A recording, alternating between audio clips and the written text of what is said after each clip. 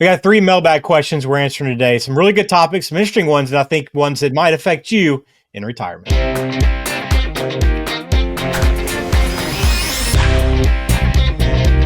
Welcome into Perfect Game Retirement. I'm Ben George with Ryan Ledden at Black Oak Asset Management. Ryan, got a few different questions I want to work through with you today, kind of covering a few different topics. I think some that maybe you've worked on in the office at some point, but I think these are all good questions that will hopefully maybe answer some questions that people have about their own retirement moving forward, or maybe some things that they will run into down the road. But let's start with this one. I think this one's an interesting one. My wife and I both retired earlier this year, and we're considering an RV purchase.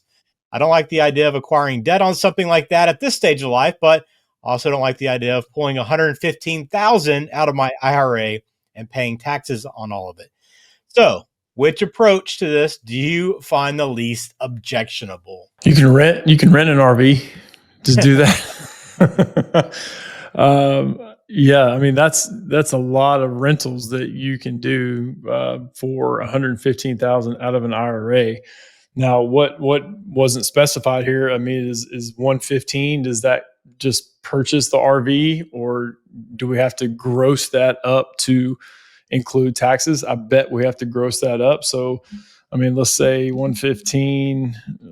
Let's say 20% taxes. So you're gonna have to take out $143,750 to net $115,000. That's a giant, and I don't know your financial situation in here, but I'm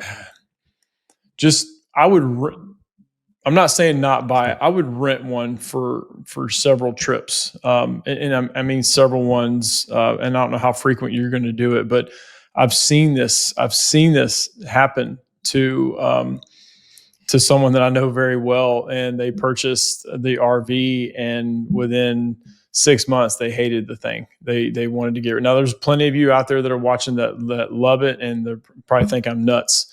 But I would just make sure that's what you want, because there's different planning that goes involved when you go RVing. You know, the gas station stops, they got to be real specific based off of the turning radius and how big the RV is. So you just need to be aware of stuff like that, because it's a real thing.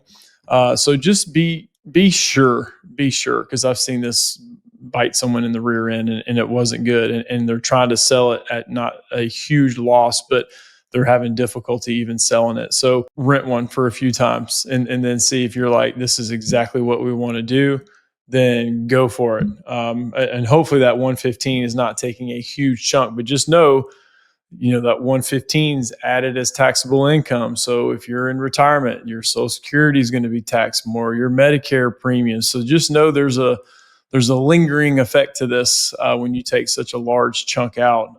So just be aware, it's not a one-time thing. It could linger on just from a tax standpoint, but also upkeep and those other things. So you just need to be aware. If you had to pick one, though, putting you on the spot, would it be better off acquiring the debt on this or going the IRA route? I know it's probably hard to answer without understanding the full picture here, but just on the surface, what would you lean towards? Man, on the surface, I kind of hate to say this, but I would do the debt thing, especially if it works into your income plan. Man, that's a giant tax bill that you're going to have to pay. And debt like this, it's a simple interest loan, so it's not a lot. So, the Dave Ramsey people of the world are probably cringing at this, and I don't like saying it either. But if I had to pick, this one or this one, holy cow, that's a lot of money that you're taking out of a 401k or an IRA, and paying a lot of taxes on something that's a depreciating asset. So if it was appreciating, okay, I could justify it. If it was real estate or something like that, I could justify taking it out of your IRA. But since it's a depreciating asset, paying a little bit of interest and knowing you're going to have it paid off, I may side on that side in this situation. All right, great first question to start us off there, but maybe try renting if that's an option first. All right, here's our second question about investing, Ryan. I'm probably not what you consider a very savvy investor. I've always saved a lot for the past 30 years, and I have a pretty big 401k balance, but I really have no idea how I should be investing my current dollars or my future savings. Have I significantly handicapped myself by not having more knowledge about how the investing world works? What do you think? I mean, handicapped, that's a tough word. It doesn't mean that you've done a poor job. Obviously, you've done a really good job of savings. And sometimes this is where hiring a financial advisor is needed at this point. Maybe you just kind of put your head down. It sounds like you've done that. You just put your head down, worked, saved, and just did your thing. And that's great. That's what a lot of people do. But then the withdrawal strategy can be very different. So the accumulation phase, there's a little bit of that, putting your head down and just plowing forward. But then when you take money out, what's the best way to do that? What do I sell? How much do I need? What accounts do I take it out of?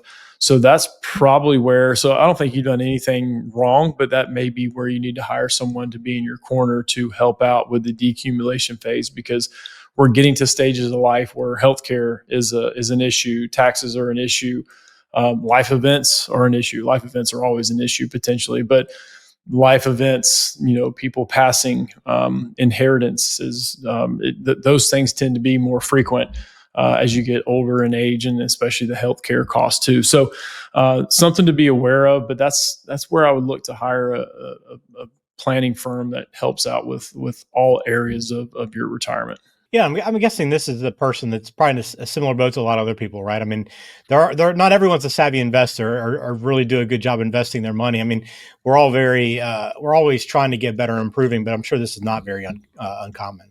It's not. I mean, because we do 401k plans for companies as well, and we see most people put their money in a target date fund because they're just not sure on the investment lineup and what to put it in, and we try to help people with that if they don't want to do target date funds, but target date funds are a little bit set it and forget it. You just put money in there and then plow it in. And over time, it gets a little bit more conservative as you get closer and closer to your 65th birthday. And that's what that year is based off, when you closest turn 65 to that date.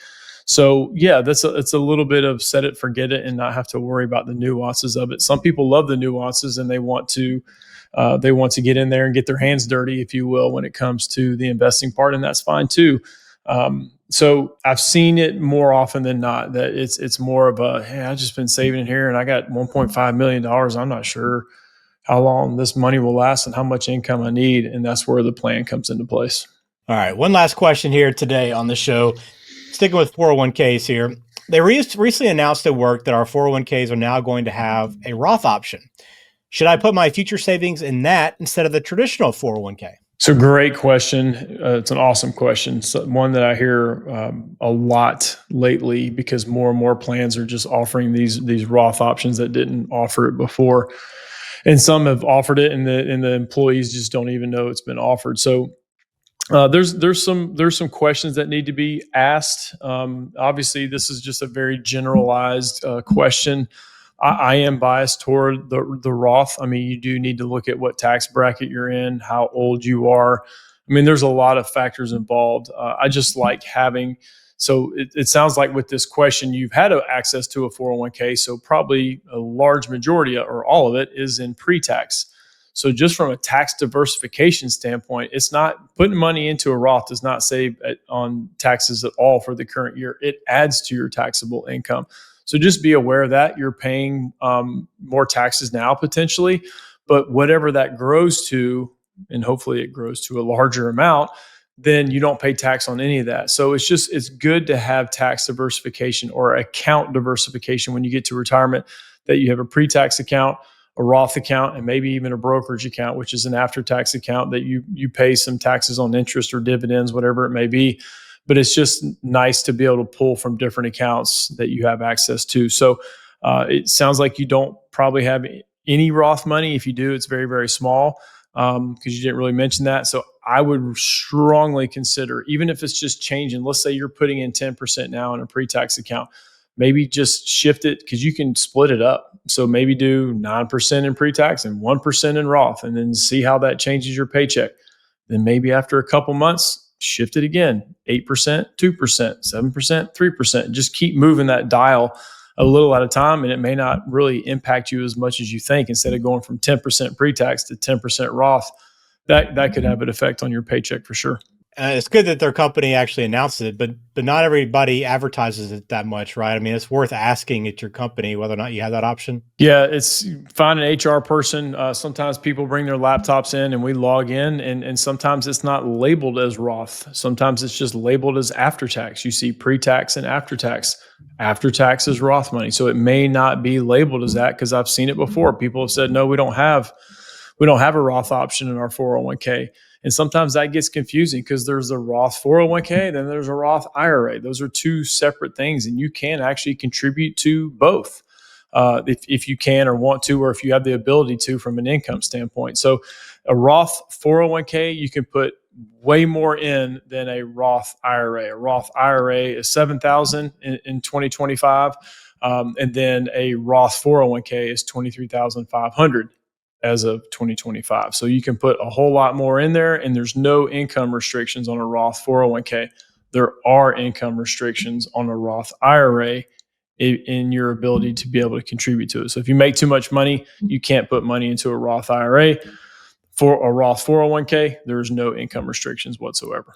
Well, 3 good questions here today. Hopefully this maybe answered a question you might have or something that's been on your mind. But if you have any questions specific to your situation, to your family, your retirement, get in touch with Black Oak Asset Management. You can go to retireperfect.com as well. You'll be able to book a consultation there, but also there's some other great resources and tools on that website. Again, retireperfect.com. All right, we'll close it out. Ryan, thanks for your time as always. Have a good week. You too.